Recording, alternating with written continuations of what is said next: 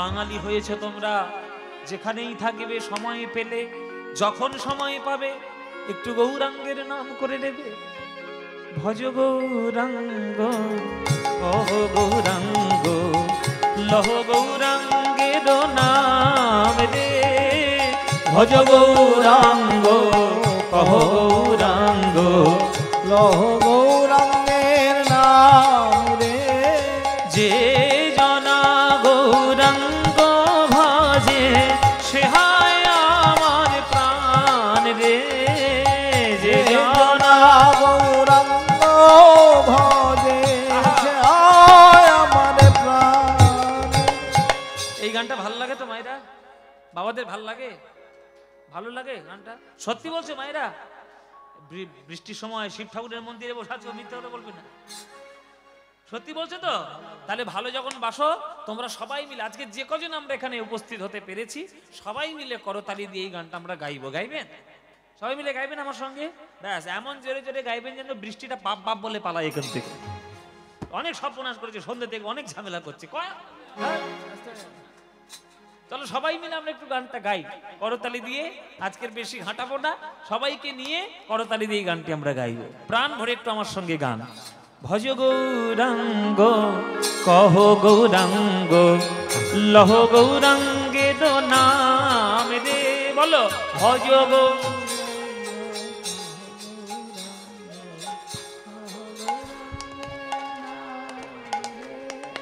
ভজ গৌরাঙ্গ কহ গৌরাঙ্গ, লহ গৌরাঙ্গের নাম রে।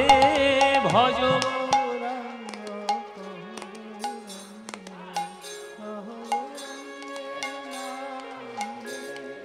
যে জনা গৌরাঙ্গ ভজে সে হয় আমার প্রাণ রে। বলো যে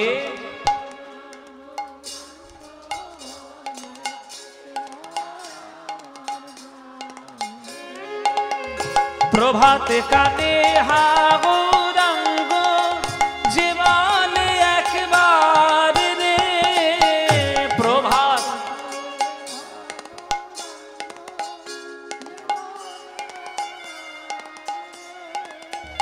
দিন গেলে হা গৌরাঙ্গ যে বলে একবার রে। দিন গেলে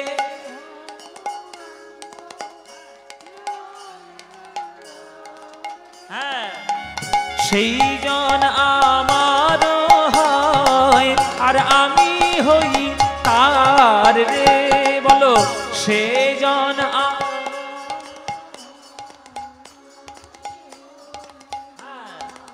এবার হাত তুলে ভজ গৌরাঙ্গ কহ গৌরাঙ্গ, লহ গৌরাঙ্গের নাম রে। ভজ গৌরাঙ্গ কহ গৌরাঙ্গ, লহ গৌরাঙ্গের নাম রে। আহা যে জনা গৌরাঙ্গ ভজে সে হয় আমার প্রাণ রে। যে জনা গৌরাঙ্গ ভজে সে হয় আমার প্রাণ রে।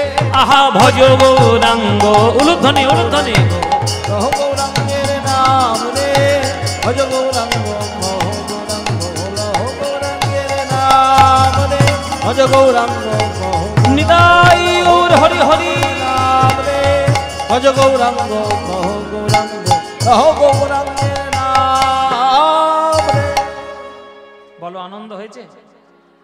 হয়নি? এই আনন্দ আর কোথাও পাবে? এই আনন্দ পেতে গেলে প্রত্যেক বছর এই শিব ঠাকুরের মন্দিরে কীর্তন শুনতে আসতে হবে। 10 বছর ধরে আসছেন, আবার আসবেন তো? তবে এবার এমন সময় আসবেন যাতে বৃষ্টিটা টেনে টেনে নামিয়ে আসে, আর যেন বৃষ্টি না। হ্যাঁ, এই বৃষ্টির জন্য সব একবার তছনছ করে দিয়েছে। যাই হোক, এটাও কিন্তু একটা ঠাকুরের পরীক্ষা, জানো? এটাও ভগবানের পরীক্ষা। এত সোজা নয় ভগবানের ভক্ত হবে। ভগবান বারবার তোমাকে পাথর দিয়ে ঘষে ঘষে দেখবে যে তুমি সোনা কি না। কোষ্টি পাথরে যাচাই না হলে সোনা যেমন বোঝা যায় না, হাজার পরীক্ষার মধ্যে দিয়ে উত্তীর্ণ না হলে ঈশ্বরের করুণাটাও কখনো লাভ করা যায় না। করুণা পেতে গেলে এত সোজা নয়। বলে সুখ মে সুমিরন সব করে दुख में सुमिरन सब करे, सुख में करे ना कोई, जो सुमिरन सुख में करे, दुख काहे को होए। আজকে সেই পরীক্ষাটা তোমাদের হয়েছে, ওই বিকেল থেকে সেই পরীক্ষা শুরু হয়েছে। হ্যাঁ, বলে সুখ মে সুমিরন সব করে, সব বৃষ্টি বৃষ্টি হবে না, খুব সুখ নিয়ে বসবো, হ্যাঁ একবার সুন্দর করে কীর্তন শুনতে বসে, বাহ এবার হাওয়া খাবো, কীর্তনিয়ার গান শুনবো, এটা তো সবাই করবে। কিন্তু এই বৃষ্টি বাদলা সবকিছু পেরিয়ে, এইটা পেরিয়ে যে আসবে কীর্তন শুনতে, প্রকৃত সেই ভালোবাসবে ভগবানকে। এই ভালোবাসাটা বজায় রাখার চেষ্টা করুন। সেটা যতদিন পারবেন ততদিন দেখবেন আপনার হৃদয় আনন্দে প্রেমে ভরে উঠবে, আর কিচ্ছু দেখার দরকার নেই। তাই প্রেম ছাড়া ভগবানকে পাওয়ার রাস্তা নাই। সেই প্রেম এনেছে আমার গৌরাঙ্গ মহাপ্রভু, সেই প্রেম দিয়েছে আমার গৌরাঙ্গ মহাপ্রভু। সেই গৌরাঙ্গ মহাপ্রভুর লীলা আজকের আমরা আস্বাদন করতে বসেছি। মন দিয়ে শুনবেন, যতটুকু শুনবেন একটু মন দিয়ে শুনবেন। কীর্তন গান মানে মনোরঞ্জনের গান নয়, কীর্তন গান মানে হয় ভগবানের চরণে ভক্তি প্রকাশ করার গান। যে গানের মাধ্যমে ভগবানের প্রতি আপনার ভক্তি বৃদ্ধি হবে, সেটাই কীর্তন গান। কীর্তন গান শুনলেন, ও দারুণ গান গেয়ে গেল, কি গান গাইলো, কোমর শুধু বাঁকিয়ে দিল, নাচ ভেঙে ফেললো। হ্যাঁ, কোমর বাঁকিয়ে দিল, ভেঙে ফেললো কোমর, কি আনিল রে, কোথায় ছিল রে, মধুমাখা কৃষ্ণ নাম নাম নাম, ব্যাস। এটা মনোরঞ্জন হলো, কীর্তন হলো না। ওটা মনোরঞ্জন হলো, খুব চটকদারি হলো, খুব আসর জমে গেল, কিন্তু কীর্তন হলো না। কীর্তন হলে আপনি বসবেন, মন আপনার শান্ত হবে, এক একটি পদ শুনবেন, আপনার হৃদয়ে গোবিন্দের প্রতি প্রেম বাড়বে, তবেই না কীর্তন, তবেই না শ্রেষ্ঠ গান। কীর্তন গান মনোরঞ্জনের গান নয়, ভগবান চরণে ভক্তি প্রদর্শন করানোর গান। সেটা বাঙালিরা যতদিন না বুঝবে, বাঙালিদের ভাগ্য ততদিন হবে না। একটু বাঙালি হন মায়েরা, একটু বাঙালি হয়ে যান। বাঙালিরা এখন ধীরে ধীরে অন্যান্য কিছু হয়ে যাচ্ছে, কি হয়ে যাচ্ছে নিজেরাও জানে না। ওইটা হবেন না।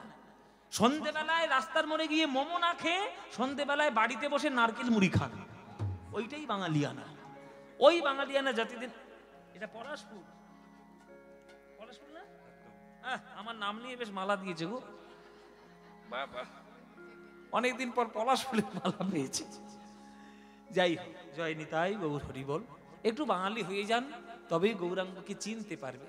ওই বাঙালি ছেলেটা যে কি করেছে আমাদের জন্য, তোমরা বুঝতেও পারছো না। তোমরা বুঝতে না পারলেও তোমাদের এই জেলার কবি, তোমাদের এই দেশের কবি, সে কিন্তু বুঝতে ছাড়েননি। তার নাম হচ্ছে কাজী নজরুল ইসলাম। নজরুল ইসলাম তিনি গৌরাঙ্গকে ভুলে যাননি। এই লাইনটা একটু দেখো তো, লুজ হচ্ছে এই কিবোর্ডটা।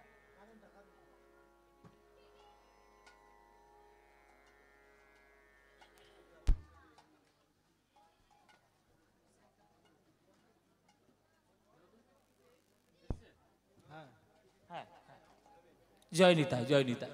এই দেশের কবি, এই বর্ধমান জেলার কবি কাজী নজরুল ইসলাম, তিনি কিন্তু গৌরাঙ্গকে চিনেছেন। তাই তিনি গৌরাঙ্গকে চিনে তিনি মুসলমান হয়েও গৌরাঙ্গের সম্বন্ধীয় একটা গান তিনি রচনা করেছেন।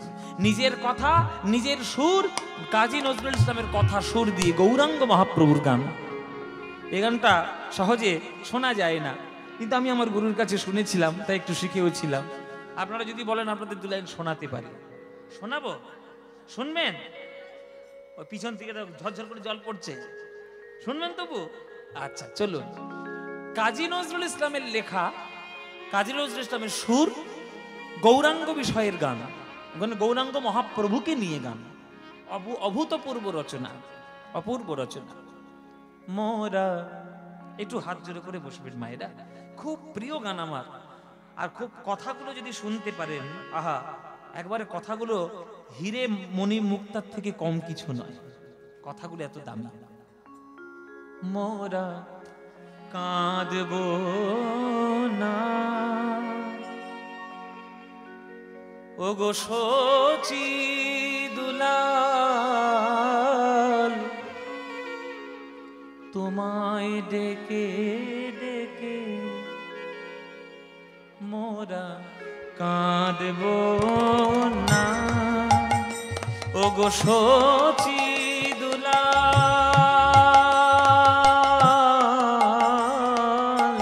তোমায় ডেকে ডেকে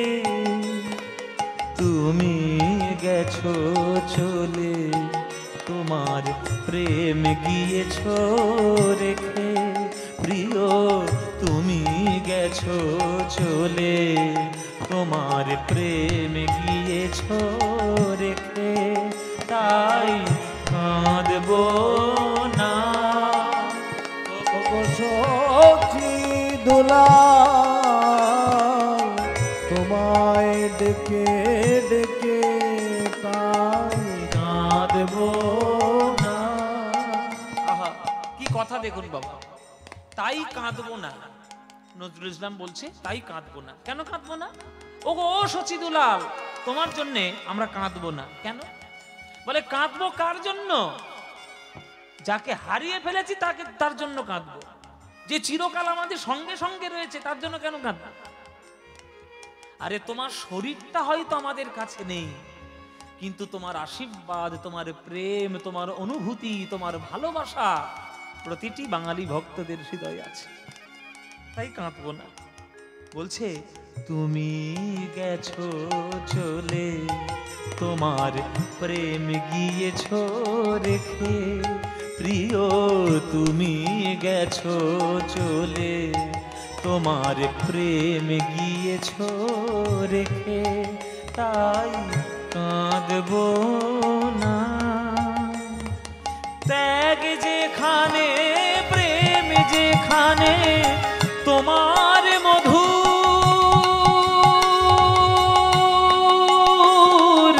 রূপ সেখানে,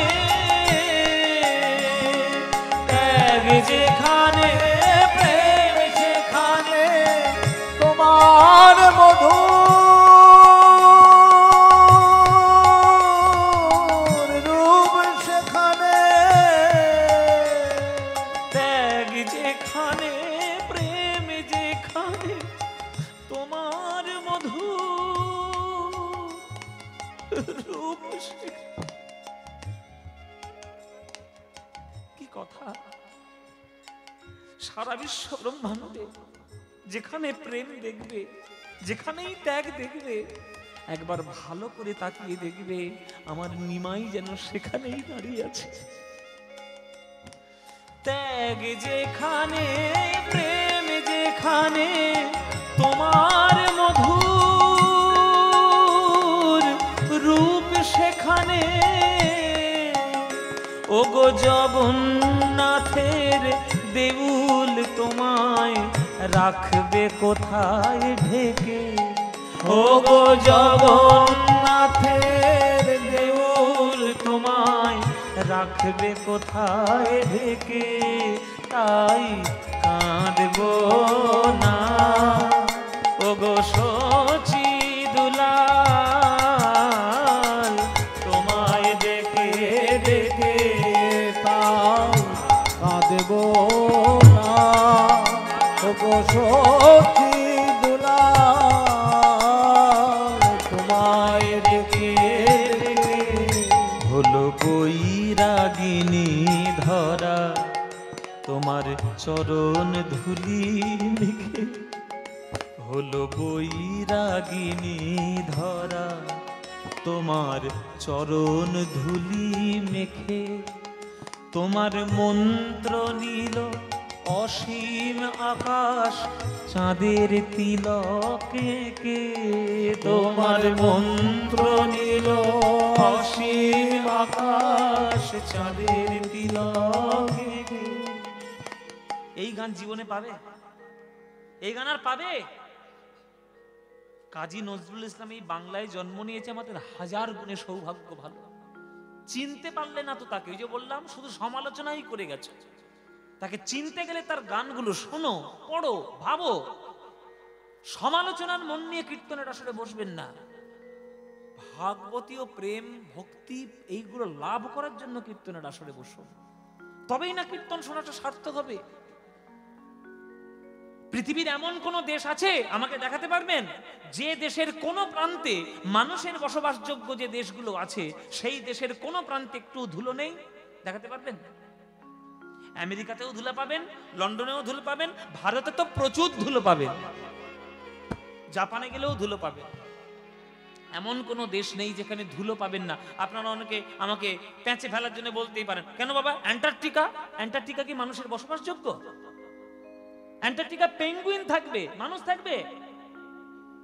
সেটা মানুষের বসবাসযোগ্য নয়। মানুষের বসবাসযোগ্য যে দেশ আছে তার কোনো না কোনো প্রান্তে ধুলো আছেই আছে।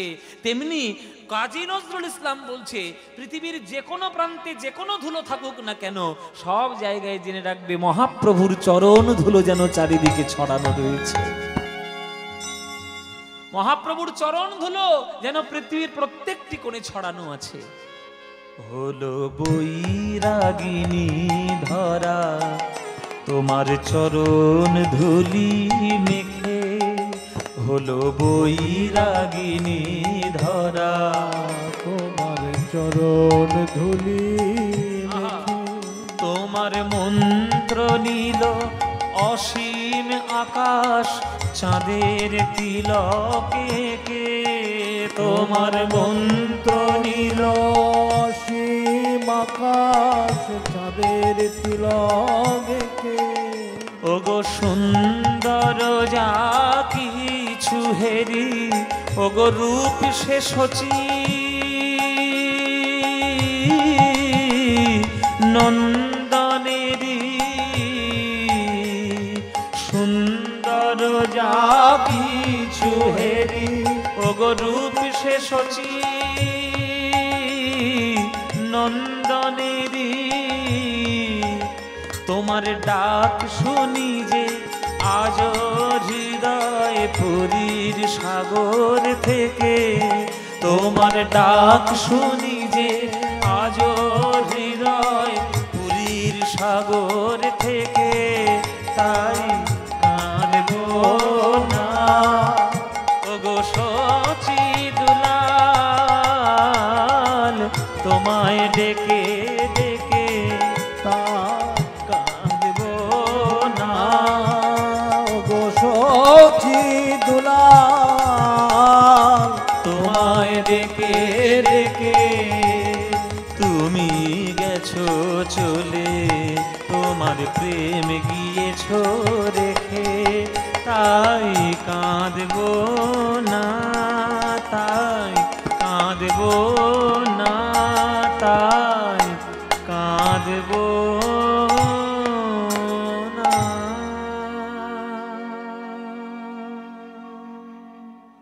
এই হচ্ছে নজরুল ইসলাম। এই গানটা লিখেছে বলে নজরুল ইসলামের জাত গেছে? জাত গেছে? তোমরা এই গানটা শুনছো, তোমাদের জাত গেছে? না গৌরাঙ্গকে নিয়ে গানটা লিখেছে, গৌরাঙ্গের জাত গেছে? তাহলে জাত ধর্মের বিচার নিয়ে তোমরা কেন পড়ে আছো? সাধারণ মস্তিষ্ক ছাড়ো, একটু উদার হওয়ার চেষ্টা করো। সূর্যের আলো যেমন কোনো গলিতে প্রবেশ করবে না, এই রকম তার কোনো কথা নেই, পৃথিবীর সর্বত্র আলো দেবে। মনটাকে সূর্যের মতো আলোকিত করো, তবেই না প্রেম কুড়িয়ে পাবে, তবেই না মহাপ্রভুর প্রেম বুঝতে পারবে। এই বর্ধমান জেলা, আমরা যারা কীর্তন গান শিখি বা যারা কীর্তন গানকে নিয়ে একটু পড়াশোনা করার চেষ্টা করি, আমরা দেখেছি এই বর্ধমান জেলাতে 250 পদকর্তার জন্ম। এই বর্ধমান জেলাতে কীর্তন ভালোবাসবে না এমন কোনো মানুষ আমার মনে হয় নেই। আপনারা কীর্তনকে এতটাই হৃদয় দিয়ে ভালোবাসেন। এইসব মাটিগুলোকে আমরা ভীষণ শ্রদ্ধা করি। বাংলার সাহিত্য জগতের, বাংলার সঙ্গীত জগতের এই সমস্ত মাটির অবদান বিরাট বড় অবদান। বিশেষ করে কীর্তনে তো রয়েইছে। আপনাদের এই পূর্ব বর্ধমানের প্রচুর জায়গা যেখানে ভগবান স্বয়ং লীলা করেছেন, সেই জেলার মানুষ হয়ে, সেই মাটির মানুষ হয়ে আপনারা কীর্তনকে ভালোবাসবেন, এটা খুব স্বাভাবিক ব্যাপার। কিন্তু চারিদিকে আজকে ভীষণ সন্ধ্যা থেকে সারাদিনই এরকম চলছে। যাই হোক, যে কজনই এসেছেন আপনারা অনুরাগ নিয়ে, তাদেরকে নিয়েই আমরা গানগুলো গাইব।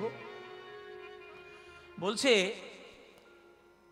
পুরুষোত্তম ভগবানের নাম গুণ লীলা, এগুলো যদি আমরা হৃদয় দিয়ে, অন্তর দিয়ে গ্রহণ করতে পারি, তাহলে সংসার সমুদ্র আমরা অনায়াসে পার করতে পারব।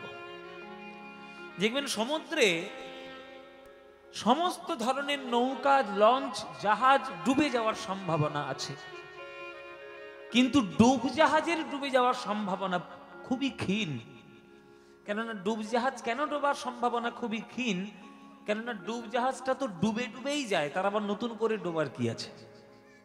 কিন্তু জলের উপরে যে সব সমুদ্রের উপরে বা নদীর উপরে যেসব লঞ্চ নৌকা ভেসে ভেসে বেড়ায়, কোনো কারণে প্রাকৃতিক বিপর্যয়ের জন্য তারা ডুবতে পারে।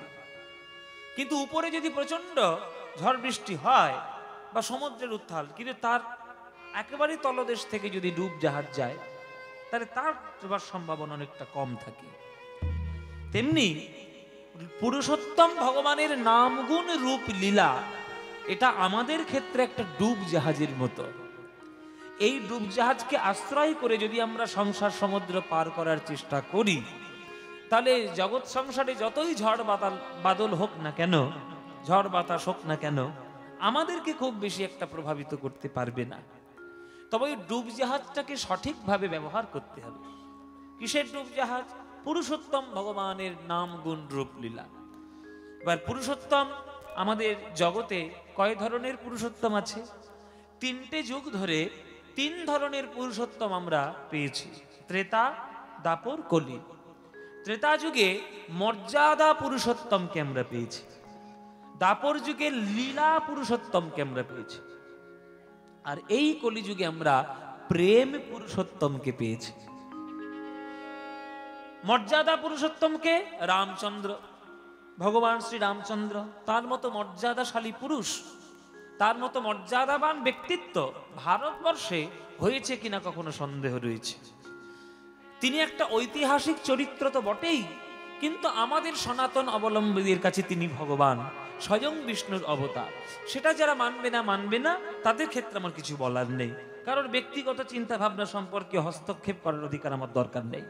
দরকার আমার রামকে নিয়ে আপনি যদি রাজনীতি করতে চান খোলামেলাই করতে পারেন, কিন্তু রাম তো রাজনীতির কোনো চরিত্র নয়। রাম হচ্ছে মানবতা জাতির একটি চরিত্র। আপনি মানুষ কি করে হবেন, বাবাকে সম্মান কি করে করবেন, মাকে সম্মান কি করে করবেন, ভাইকে কেমন ভালোবাসবেন, স্ত্রীকে কেমন সম্মান করবেন, ভক্তদের কেমন সম্মান করবেন, নিচু জাত হলেও তারা আপনার কাছে কেমন সম্মান পাবে, এই প্রত্যেকটি মর্যাদাতে পরিপূর্ণ জীবন যার, তিনি হচ্ছেন ভগবান শ্রীরামচন্দ্র। তার মতো ব্যক্তিত্ব হয় না, তাই তাকে মর্যাদা পুরুষোত্তম রাম বলে। মায়েরা তোমরা জেনে নাও, যেটা তোমাদের জানা নেই বা জানার দরকার সেটা জেনে নাও। আমরা সবাই জানি যে কইকেয়ী রামকে 14 বছরের জন্য বনবাস দিয়েছিল, কিন্তু এটাও জেনে রাখুন রামকে কইকেয়ীর মতো কেউ ভালোবাসতে পারেনি। যখন নামকরণ হচ্ছে, রামচন্দ্রের নামকরণ, ভরতের নামকরণ, লক্ষ্মণের নামকরণ, যখন নামকরণ হচ্ছে তখন কৌশল্যার কোলে রাম আছে, কইকেয়ীর কিন্তু নজর নিজের ছেলের প্রতি নেই, রামের দিকে আছে। ওই যে রাম নামটা দিল, কইকেয়ীর মনে এত আনন্দিত হলো যে রামকে নিজের ছেলের থেকেও বেশি ভালোবাসে কইকেয়ী। তাহলে এখানে প্রশ্ন হবে যে কেন তাহলে এত ভালোবাসার মানুষকে ওই 14 বছরের জন্য বনবাস দিল? এটা তো হবেই, একটা কাহিনীতে কিছু যতক্ষণ না একটা টুইস্ট আসবে ততক্ষণ তো শিক্ষা হবে না। এইটাই তো কালের ফের, সব সময় সমান গতিতে জীবন যাবে হয় না। জীবনটা উথাল পাথাল নিয়েই জীবন, যেমন সারা দিন আপনি দিন পাবেন এইরকম কোথাও হয় না, সেটা হয় কিন্তু দিনও যেমন হবে রাতও তেমন হবে। যেমন নরওয়েতে, আমাদের পৃথিবীতে নরওয়ে বলে একটা জায়গা আছে, ওখানে 6 মাস শুধু দিন হয়ে থাকে, আবার 6 মাস শুধু অন্ধকার হয়ে থাকে। তা 24 ঘন্টার মধ্যে না হলেও 6 মাস ধরে তো হবে। তেমন জীবনও ওই রকম কখনো সমান গতিতে যায় না, টাল মাটাল তো থাকবেই। তাই 14 বছরের জন্য বনবাসে পাঠিয়ে দিল। এবার 14 বছরের বনবাস করে আসার পর রাম যখন সবাইকে প্রণাম করছে, ওই ছোটবেলারই নিয়মের মতো রাম আগে গিয়ে প্রণাম করেছিল কইকেয়ীকে। তখন কইকেয়ী কাঁদতে কাঁদতে বলেছিল, রাম তোর সৎ মা হয়ে নিজের ছেলের কল্যাণের জন্য আমি তোকে বনবাসে দিলাম, আর তুই আমার চরণে আগে প্রণাম করছিস, তুই কোন ধাতু দিয়ে গড়েছিস বাবা? তখন রামচন্দ্র একটা উত্তর দিয়েছিল, উত্তরটা আপনাদের জানার দরকার। রামচন্দ্র উত্তর দিচ্ছে কইকেয়ীকে, মাগো আমার যারা রয়েছে সকল অন্যান্য মা, তারা প্রত্যেককে আমার স্নেহে অন্ধ। স্নেহে অন্ধ বলে আমার কি করে মঙ্গল হয় এটা তারা বুঝতে পারেনি। কিন্তু তুমি যেহেতু সৎ মা, তুমি আমার স্নেহে অন্ধ নও, কিন্তু আমার প্রকৃত কল্যাণ জগতে কি করে হবে একমাত্র তুমিই বুঝেছ। এরা স্নেহে অন্ধ। আমরা স্নেহের মধ্যে অতিরিক্ত স্নেহ দিয়ে ছেলে মেয়েদেরকে মাদর করে তুলি। কিছু মনে করবেন না মায়েরা, আপনারা স্নেহ দিন, কিন্তু শাসনটা সমানভাবে জরুরি। কৌশল্যা আমার স্নেহে অন্ধ, সুমিত্রা আমার স্নেহে অন্ধ, দশরথ পিতা আমার স্নেহে অন্ধ, তাই আমার ভালো মন্দ তারা বোঝেননি। কিন্তু তুমি আমার স্নেহে অন্ধ নও, আমার প্রকৃত মঙ্গল কি করে হবে সেটা তুমিই বুঝেছ। কেন? বলে তুমি যদি আমায় বনে না পাঠাতে, তাহলে আমি এত বছরের যে শিক্ষা ওইটা 14 বছরে সম্পূর্ণ করতে পারতাম না। প্রজারা বন জঙ্গলে কেমন বসবাস করে, বাইরের জগৎটা কেমন, তারা কত সুখ দুঃখে আছে, প্রজাদের সঙ্গে সম্পর্ক স্থাপন করতে গেলে নিজেকে কেমন ভাবে তৈরি করতে হবে, এটা যদি আমি বনবাসে না যেতাম তাহলে কি আমি জানতে পারতাম? তাই হে মা, তুমি আমার প্রকৃত মা, তুমি আমার স্নেহে অন্ধ নও, তাই প্রকৃত মঙ্গল কামনাটা তুমি আমার করেছ। বলুন তো, কোন সৎ ছেলে সৎ মাকে গিয়ে এই রকম ধরনের কথা বলে তাকে প্রণাম করবে? কেউ করবে? সে নিজের মা হোক আর সৎ মা হোক, কেমন ভাবে তাকে মর্যাদা দিলে তবে তার সম্মানটা বজায় থাকবে, সেটা রামচন্দ্র ছাড়া আমাদের ভারতবর্ষে আজ পর্যন্ত কেউ বোঝাতে পারেনি। আর এই মূর্খ ভারতবাসীগুলো রামচন্দ্রের চরিত্রকে না জেনে তাকে নিয়ে রাজনীতি করছে। এর থেকে বড় লজ্জাজনক আর কিচ্ছু হয় না। আমি কোনো পার্টি পলিটিক্সে যাচ্ছি না। কে কি পার্টি পলিটিক্স আপনি করবেন সেটা আপনার ব্যাপার। আপনি কোন মতাদর্শে চললে আপনার ভালো লাগবে আপনার ব্যাপার। কিন্তু রামচন্দ্র যেন আপনাদের কাছে রাজনীতির চরিত্র না হয়, রামচন্দ্র যেন আপনার মানবতার চরিত্র হয়, আপনার জীবনের আদর্শ হয়, তবেই রামচন্দ্রকে বুঝতে পারবেন। তাই তিনি মর্যাদা পুরুষোত্তম ত্রেতা যুগে, সেই মর্যাদা পুরুষোত্তম যখন দাপর যুগে এলেন তখন তিনি হলেন লীলা পুরুষোত্তম। তার মতো লীলা প্রতি ক্ষণে ক্ষণে একটি করে নতুন লীলা ও কেউ কখনো তৈরি করতে পারবে না। মায়েরা, যেদিন থেকে জন্ম নিয়েছে সেই দিন থেকে যতদিন পর্যন্ত সে ছিল পৃথিবীতে ততদিন কৃষ্ণ তার নতুন নতুন লীলা করেছে। জানো মায়েরা, পুতনা বধ করতে এসছে কংসের আজ্ঞায়, তখন বৃন্দাবনে থাকতো না, তখন গোকুলে থাকতো। দুটো স্তনের মধ্যে কালকুট বিষ মাখিয়ে মারার জন্য এসেছে। এবার পুতনা তো রাক্ষসী, দেখতে খুব একটা ভালো নয়, রাক্ষসী বলে সন্দেহ হয়। তখন মায়াধারী বিদ্যা নিয়ে তখন সে সুন্দর একটা রমণীর বেশ ধারণ করে যশোদার বাড়িতে ঢুকেছে। যশোদার বাড়িতে ঢুকে দেখতে একটা নীল মতো ছেলে এই গড়াগড়ি দিচ্ছে আর এই মাটি চেটে চেটে খাচ্ছে। তাই তাকে নিয়ে ওই স্নেহ ভরে বলছে পুতনা, এই তোরা মা না তোরা অন্য কিছু রে, ওই ছেলেটাকে মাটির মধ্যে ফেলে রেখেছিস। ওই জন্য বলে যে মার থেকে দরদ বেশি, তাকে বলে মাসি, শুধু নয় রাক্ষসী মাসি। হ্যাঁ, রাক্ষসী মাসি। মাসি মায়ের থেকে কখনো সন্তানকে কেউ ভালোবাসতে পারবে না। তা পুতনা তো রাক্ষসী, কোলে করে তুলে নিয়েছে। সবাই যখন চলে গেল আড়ালে গিয়ে স্তনটা দিয়েছে মুখের মধ্যে, বলে এইবার মরবে, এইবার মরবে।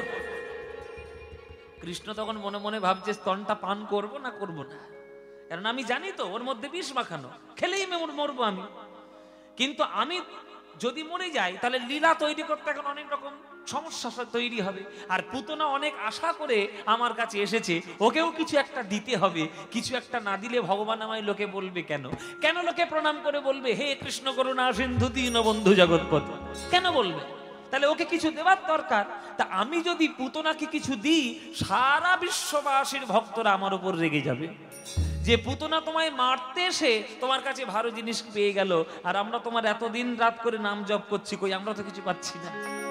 তাই পুতনাকে কিছু দেব না, পুতনার কাছ থেকে নিয়ে নেব। কি নেব? আমি জগতের সব থেকে দামি জিনিসটা গ্রহণ করি, সেইটাই আমি নেব। তাহলে দেহের মধ্যে সব থেকে দামি জিনিস কি? প্রাণ। প্রাণটাই আমি নেব। ওই 5-6 দিনের বয়সের ছেলেটা ওই পুতনার স্তনদুগ্ধ পান করতে করতে প্রাণবায়ু টান দিয়েছে। যেই প্রাণবায়ু টান দিয়েছে, যখন প্রাণ নিয়ে টানাটানি, তখন মাটিতে গড়াগড়ি দিয়ে পুতনা ছটফট করছে, ছাড় ছাড় বাবা ছাড় ছাড়। কৃষ্ণ বলে ছাড়বো কেন, ছাড়ার জন্য ধরেছি নাকি? আমি তো বেশ মাটিতে গড়াগড়ি দিচ্ছিলাম আর মাটি খাচ্ছিলাম, তোমায় কে বলেছে এবার কোলে তুলতে? আমি তোমায় বলেছি কোলে তোলো? তুমি এবার কোলে তুলেছো, মানে তুমি আমাকে ছাড়তে চাইলেও আমি তোমায় ছাড়বো না। এইখানে শিক্ষা, এইখানে তত্ত্ব। কিসের তত্ত্ব? ভগবান এটাই বোঝাতে চাইলেন যে আমি অনাদরে পড়ে থাকি, আমি অবহেলায় পড়ে থাকি, আমি কাউকে কোনোদিন কিছু বলবো না, কিন্তু কেউ যদি একবার স্নেহ দিয়ে আমাকে বুকের মধ্যে জড়িয়ে ধরে, পরবর্তীকালে সে ছাড়তে চাইলেও আমি তার হৃদয়ে ছেড়ে কোনোদিন যাব না। আমি যাব না। তুমি ছেড়ে দিতে চাইলো আমি আর ছাড়বো না। তা এর মতো লীলা আর কে করবে বাবা? কে করবে বলো? ওই জন্য কৃষ্ণের লীলা তিন প্রকারের ভাগ। একটা বৃন্দাবন লীলা, একটা মথুরা লীলা, একটা দ্বারকা লীলা। তিন ধরনের ভাগ করা হয়েছে। বৃন্দাবনে সে তো বলাই যাবে না, প্রত্যেকটি ক্ষণে ক্ষণে একটা করে লীলা। তার উপর দ্বারকাও আছে, আবার মথুরাও রয়েছে। তাই কৃষ্ণ হচ্ছে লীলা পুরুষোত্তম। কিন্তু কলিযুগে আমাদের বাঙালির ক্ষেত্রে আর এক পুরুষোত্তমকে আমরা পেয়েছি, তিনি হলেন প্রেমে পুরুষোত্তম ভগবান শ্রীকৃষ্ণ চৈতন্য, আমার গৌর হরি। ওর মতো প্রেম পুরুষোত্তম আর কেউ নয়, আর কেউ নয়। যে ঝাড়িকণ্ডের জঙ্গলের রাস্তা দিয়ে একটা বাঘকে পর্যন্ত জড়িয়ে ধরে কৃষ্ণ নাম বলাতে পারে, তার মতো প্রেমে পুরুষোত্তম আর কেউ আছে নাকি? আমার গৌরের মতো প্রেম পুরুষোত্তম আর কেউ হবে নাকি? কোনোদিন হবে না, কোনোদিন হবে না গো। তাই আপনারা বাঙালি, আমরা বাঙালি, আমাদের ভাগ্যে গৌরাঙ্গ মহাপ্রভু, আমাদের 14 পুরুষের সৌভাগ্য বলো যে আমরা বাংলায় জন্ম নিয়েছি, জন্ম নিয়ে প্রেম পুরুষোত্তমকে পেয়েছি। এই তিন ধরনের পুরুষোত্তমের জন্য আজ ভারতবর্ষে শ্রেষ্ঠ, আধ্যাত্মিকতায় শ্রেষ্ঠ, লীলায় শ্রেষ্ঠ, সাহিত্যে সঙ্গীতে শ্রেষ্ঠ। এই রকম পুরুষোত্তম আর কখনো হবে না। তাই বড়ই অবতার ভাই, বড়ই অবতার, পতিতের বিলা বল প্রেমের ভান্ডার। বড়ই অপরূপ ভাই রে আমার গোরা চাঁদের লীলা রে, বড় অপরূপ ভাই রে গোরা চাঁদের লীলা, আমার বড় অপরূপ ভাই রে আমার গোরা চাঁদের লীলা, বড় অপরূপ ভাই রে গোরা চাঁদের লীলা। ও গো রাজা হইয়া কাঁধে করে বৈষ্ণবের ঝোলা রে, রাজা হইয়া কাঁধে করে বৈষ্ণবের ঝোলা, রাজা হইয়া কাঁধে করে বৈষ্ণবের ঝোলা। একমাত্র নিমাই এমন এমন অবতার, এমন প্রেম পুরুষোত্তম যে রাজাকে ভিখারি বানিয়েছে আর ভিখারিকে রাজা বানিয়েছে। ও মায়েরা ভালো করে শুন, রাজাকে ভিখারি বানিয়েছে আর ভিখারিকে রাজা বানিয়েছে। কে? প্রমাণ কই? আছে, প্রমাণ আছে। বৈষ্ণব জগৎ প্রমাণ ছাড়া কথা বলবে না। ওড়িশার রাজা প্রতাপরুদ্র তাকে ভিখারি বানিয়ে ছেড়েছে। সে যতক্ষণ রাজবেশ ধারণ করেছিল ততদিন একবারের জন্য আমার মহাপ্রভু দেখা দেয়নি। যখনই সে বৈষ্ণবীয় বেশ ধারণ করে ভিখারির মতো ওই হাঁটুর উপর একখণ্ড কাপড়, দ্বাদশঙ্গ তিলক শোভিত, কপালে তুলসীর মালা, আর কপালে তিলক দিয়ে গলায় তুলসীর মালা দিয়ে যখন বৈষ্ণব বেশে এসে ওই রথের পরে ওই বাগানে এসে মহাপ্রভুর চরণ ধরার চেষ্টা করলো, তবে সে মহাপ্রভুর কৃপা পেল, তার আগে নয়। কেননা প্রতাপরুদ্র ভক্ত হতে পারেন, কিন্তু রাজা সে রাজসিক ভক্ত। তেল আর জল জীবনে মিশবে না, কেননা তেলের গুণগত বৈশিষ্ট্য, জলের গুণগত বৈশিষ্ট্য আলাদা। আপনি যতই মিক্সিতে চালিয়ে দিন না কেন, অনুবীক্ষণ যন্ত্র নিয়ে দেখবেন তেল ভেসে আছে উপরে, ঠিক ভেসে থাকবে, খালি চোখেও দেখতে পারবেন। তেল আর জল যেমন মেশে না, তেমন সাত্ত্বিক জগৎ আর রাজসিক জগৎ তেল আর জলের মতো, ওই যতই মিশিয়ে দাও সাত্ত্বিক ঠিক উপরে ভেসে থাকবে, ঠিক ভেসে থাকবে। তাই রাজা যতক্ষণ রাজা ছিলেন ততক্ষণ দেখা মহাপ্রভু দিলেন না। তিনি যখনই ভক্ত হয়ে মাটিতে গড়াগড়ি দিলেন তখনই তাকে বুকে জড়িয়ে ধরার জন্য মহাপ্রভু নেমে এলেন। তাহলে রাজাকে ভিখারি করলেন, প্রমাণ পেয়ে গেলেন। এবার ভিখারিকে রাজা করেছে সে কে? তার নাম হচ্ছে হরিদাস ঠাকুর। তৎকালীন সামাজিক ব্যবস্থা অনুযায়ী সে একটু হরিনাম গাইতো বলে, 3 লক্ষ হরিনাম জপ করত বলে তখনকার দিনের কাজী সাহেবরা তাকে 22টা বাজারে বেত্রাঘাত করেছে। 22টা বাজারে বেত্রাঘাত। কিন্তু মহাপ্রভুই তাকে বৈষ্ণব জগতের নামাচার্য বলে ভূষিত করেছে।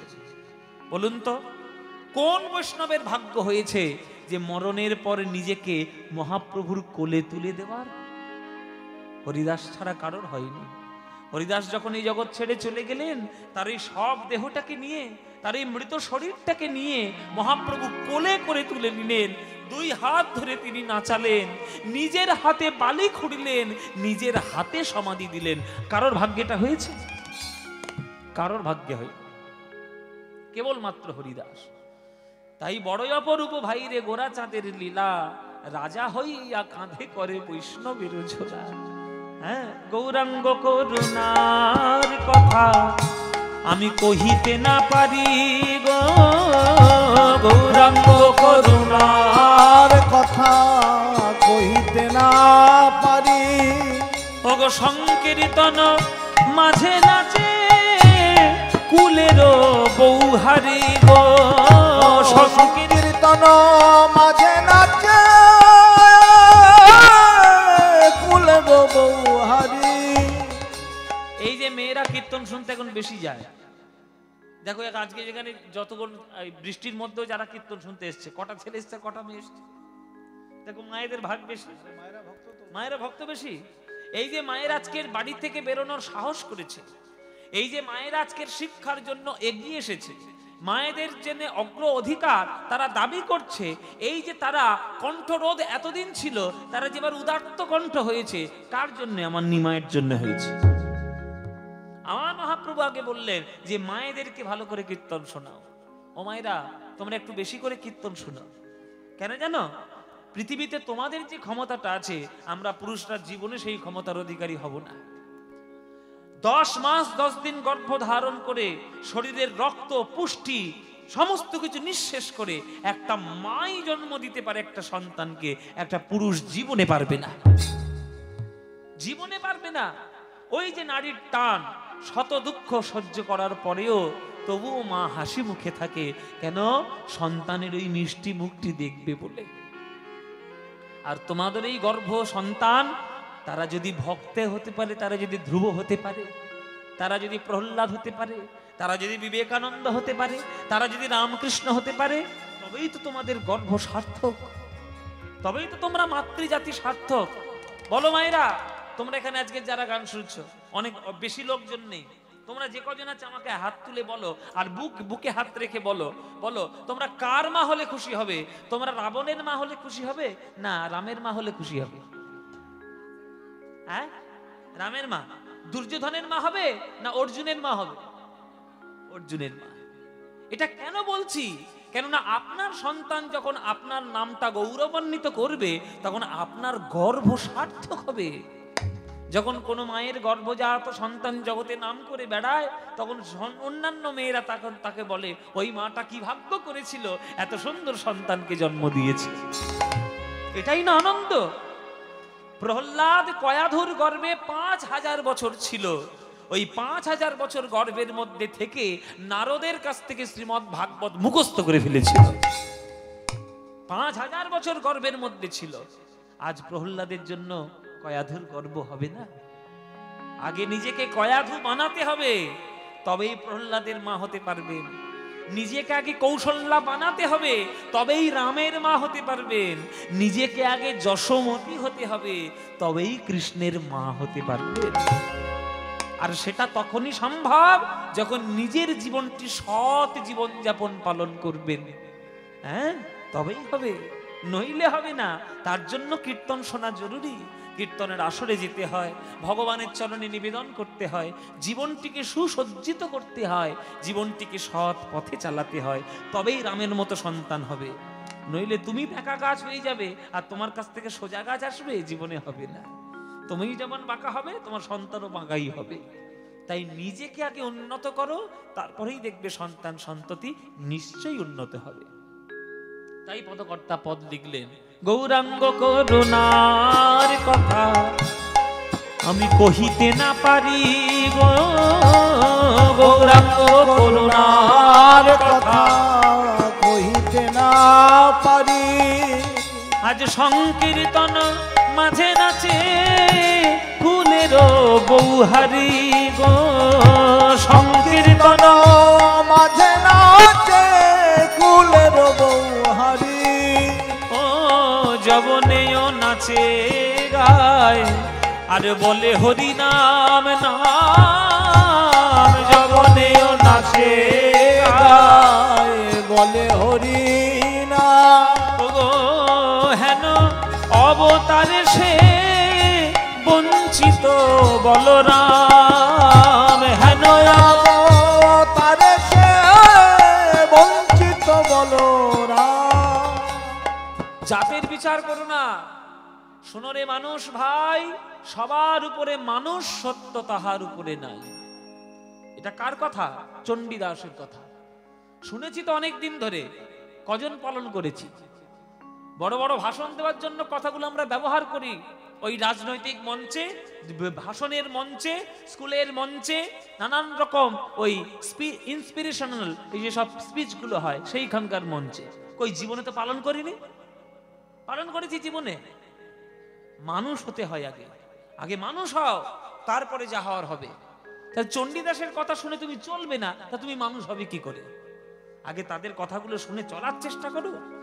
নিজের মনটা কলুষিত মন, তুমি অন্যের মনকে সমালোচনা করার চেষ্টা করছো, ছাই হবে, জীবনে কিচ্ছু হবে না। আগে নিজে মানুষ হও। যবনেও নাচে গায় বলে হরিনাম। মহাপ্রভুর কীর্তন শুনে চাঁদ কাজী পর্যন্ত কীর্তন করেছে, নাসির মাহমুদ পদ লিখেছে, আকবর পদ লিখেছে, আর তারপরে আমাদের এই বর্ধমানের এক অপূর্ব কবি, তার নাম নজরুল ইসলাম, সেও গান লিখেছে। কে গান লেখেনি? তাহলে তারা যদি ভক্ত হতে পারে, তারা যদি মহাপ্রভুর প্রভাবে প্রভাবিত হতে পারে, আমাদের প্রভাবিত হতে ক্ষতি কি? কে বলেছে সব জাতের বিচার?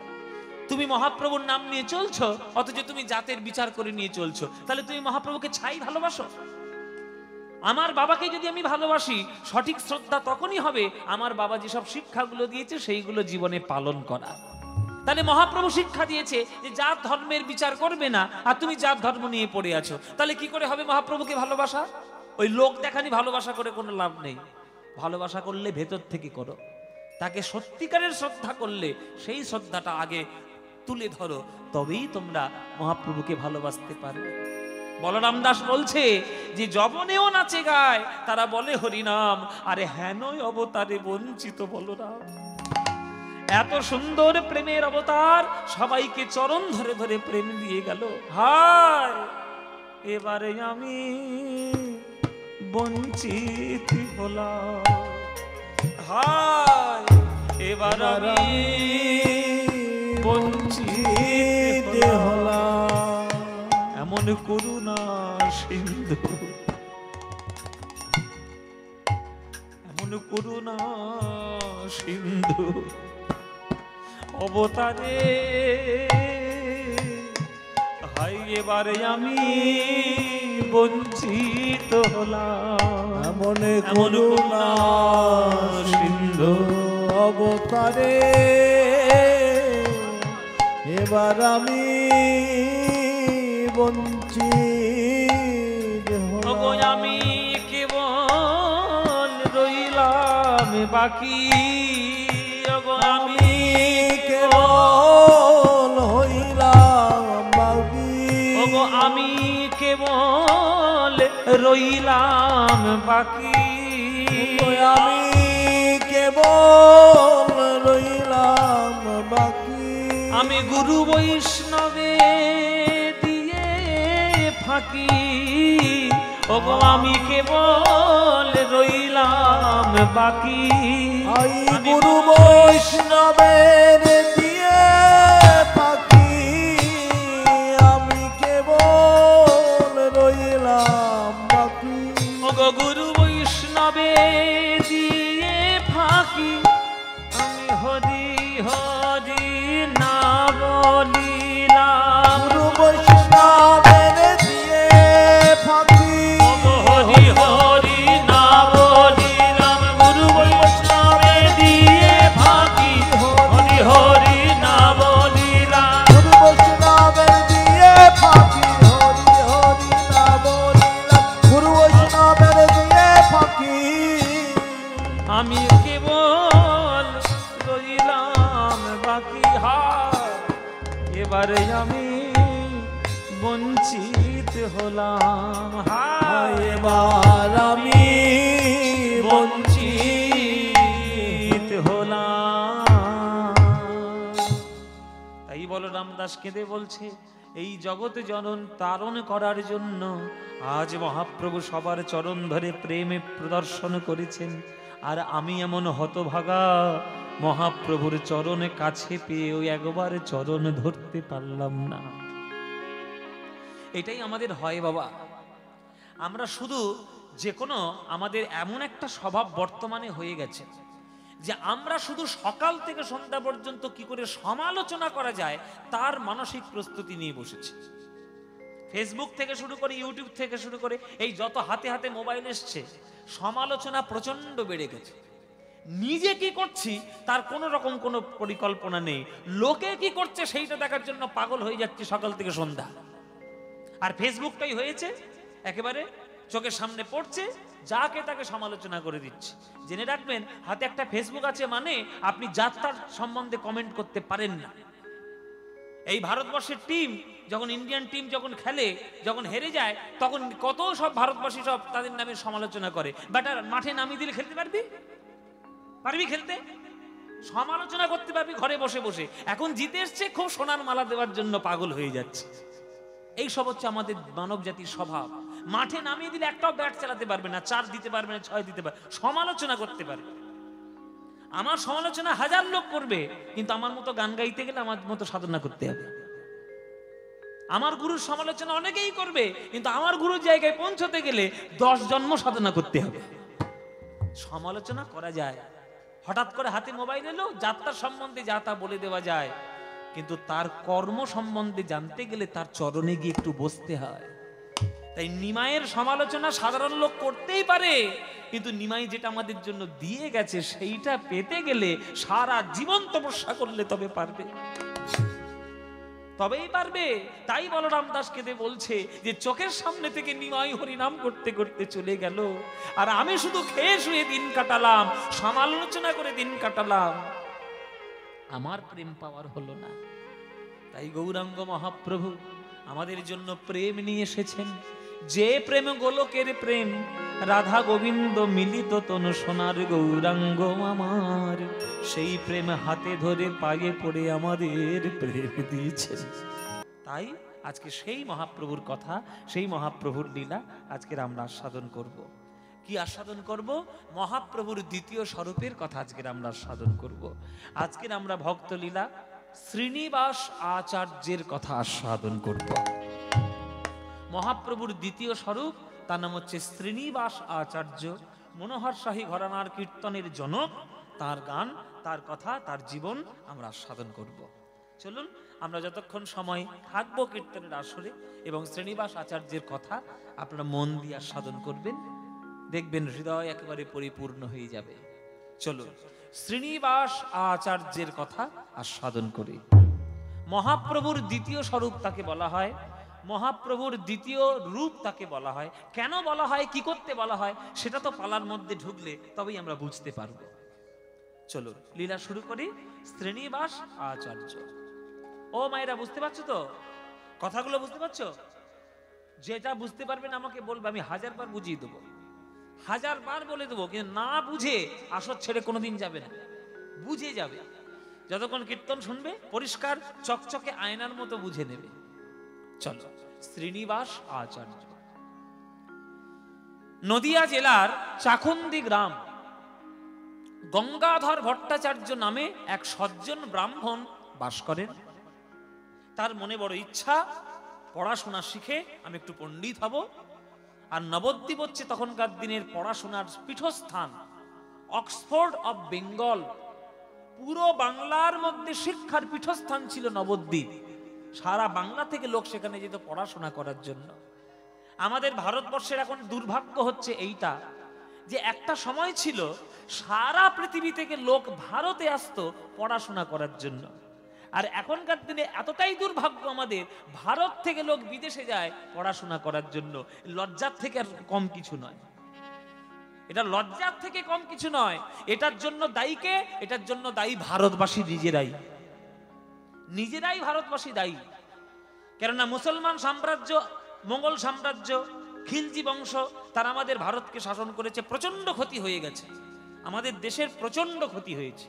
তারপরে 200 বছরের ইংরেজ শাসন, সে তো আরো ক্ষতিগ্রস্ত হয়েছে। তারা যা ক্ষতি না করে গেছে তার থেকে এই 60-70 বছরে আমাদের ভারতবর্ষের নেতাগুলো ভারতবর্ষকে আরো সর্বনাশ করেছে, তার থেকে অনেক বেশি ক্ষতি করেছে। আমাদের দেশের মানুষরা দেশকে যতটা চিনতে পারেনি, বরং বিদেশিরা কিন্তু খানিকটা চিনেছে। ইসকনের লোকেরা, আমেরিকার লোকেরা আজকের ইসকনে এসে পড়ে রয়েছে নবদ্বীপে, এমনি এমনি নয়। তারা বুঝে গেছে যে নবদ্বীপের মাটিতে গড়াগড়ি দিলে আমি আমেরিকায় থাকলে পৃথিবীর সকল কিছু সুখ কিনে নিতে পারবো, কিন্তু ভগবানের চরণের প্রেম কখনো কিনতে পারবো না। তাই তারা বৃন্দাবনের ধুলায় গড়াগড়ি দিচ্ছে, নবদ্বীপের ধুলায় গড়াগড়ি দিচ্ছে, হরে কৃষ্ণ বলছে। আমাদের দেশের মানুষগুলো বুঝতে পারছে না, সব সেকুলার হয়েছে। হ্যাঁ, সব সেকুলার হয়ে গেছে, নানান ধরনের বাক বিতণ্ডা করে ঈশ্বরমুখী যাতে না হয় সেই চেষ্টা করে বেড়াচ্ছে। আর সুনিতা উইলিয়ামস তার মতো একটা বিজ্ঞানী, সে আকাশে যখন যাচ্ছে গীতা নিয়ে যাচ্ছে, গণেশ নিয়ে যাচ্ছে। তোমরা কোন মূর্খ নিজেরাই ভেবে দেখো। সে এত বড় বিজ্ঞানী হয়ে সে আকাশে যখন যাচ্ছে, যখন মহাকাশ গবেষণা করতে, সে গীতা নিয়ে যাচ্ছে, সে গণেশ নিয়ে যাচ্ছে। আর তোমরা এতটাই সেকুলার হয়েছো যে নিজেদের দেশের ধর্ম চেনো না, নিজেদের দেশের আদর্শ চেনো না, লোককে ঈশ্বর বিরোধী করার চেষ্টা করছো। লজ্জা ছাড়া তোমরা দেশের জন্য কিচ্ছু নাও, কিচ্ছু নাও তোমরা লজ্জা ছাড়া। নবদ্বীপ হচ্ছে আগেকার দিনের পড়াশোনার জায়গা। এই নিমাইয়ের বাবা জগন্নাথ মিশ্র পড়াশোনা করতে এসেছিল বাংলাদেশ থেকে, পূর্ববঙ্গ থেকে। পড়াশোনা করার পরে সেই তিনি নবদ্বীপে থেকে গেলেন, রয়ে গেলেন। তাই গঙ্গাধরের বড় ইচ্ছা, গঙ্গাধর ভট্টাচার্যের ইচ্ছা যে আমি একটু পড়াশোনা করব ভালো করে, বেদ পড়বো, পুরাণ পড়বো, যুক্তি পড়বো, ন্যায় পড়বো, দর্শন পড়বো, উপনিষদ পড়বো, নানান কিছু পড়াশোনা করে আমি একটু পণ্ডিত হব। পড়াশোনার মোহের মধ্যে পড়েছি গঙ্গাধর ভট্টাচার্য। তা গঙ্গাধর ভট্টাচার্য যখন পড়াশোনা করতেন নবদ্বীপে, তখন গৌরাঙ্গ মহাপ্রভু দলবল সঙ্গে নিয়ে, খোল করতাল সঙ্গে নিয়ে আর হরিনাম করতে করতে সবার চরণ ধরে ধরে প্রেম প্রদর্শন করে যেতেন। ওই দেখো নিমাই আমার গান গাইছে, ওই তোমার নিমাই, আহা গো কত সুন্দর সোনার টুকরো ছেলে। পৈতের অহংকার নেই, ব্রহ্মণত্বের কোনো অহংকার নেই, লোকের হাতে ধরে, পায়ে পড়ে, মুচি মেথর শূদ্র বাগদি কাউকে বাদ দেয় না, সবার চরণ জড়িয়ে ধরে প্রেম প্রদান করে। এই রকম ছেলে আর বাংলায় হবে না কি গো? আর হবে না গো, আর হবে না। ওই দেখো আমার নিমাই কি সুন্দর হরিনাম করছে। ওই হরিনামটা যদি আমি করতে পারতাম আমার কত আনন্দ হতো। একটু পড়াশোনা করে নি, পড়াশোনাটা শেষ হলেই হয় আমি নিমাইয়ের সঙ্গে ওই খল করতাল বাজিয়ে আমিও কীর্তন করব। মহাপ্রভু কীর্তন করতে করতে যাচ্ছে, এদিকে পড়াশোনা করছে গঙ্গাধর পাঠশালায় বসে গুরুর কাছে, আর ওদিকে নিমাই হরিনাম করতে করতে যাচ্ছে।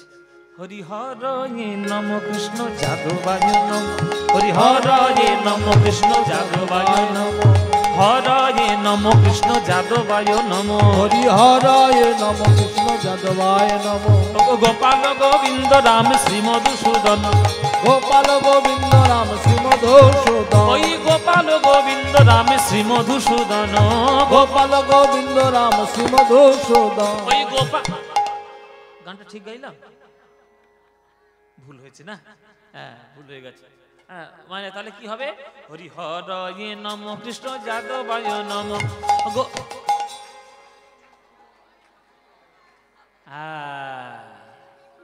যাদবায় মাধবায় কেশবায় নমঃ। ভক্তদের আজকের খুব মনে মনে আনন্দ হচ্ছে, কীর্তনিয়ার ভুল ধরেছি, কীর্তনিয়ার ভুল ধরেছি। এর থেকে আনন্দ কিছু আছে?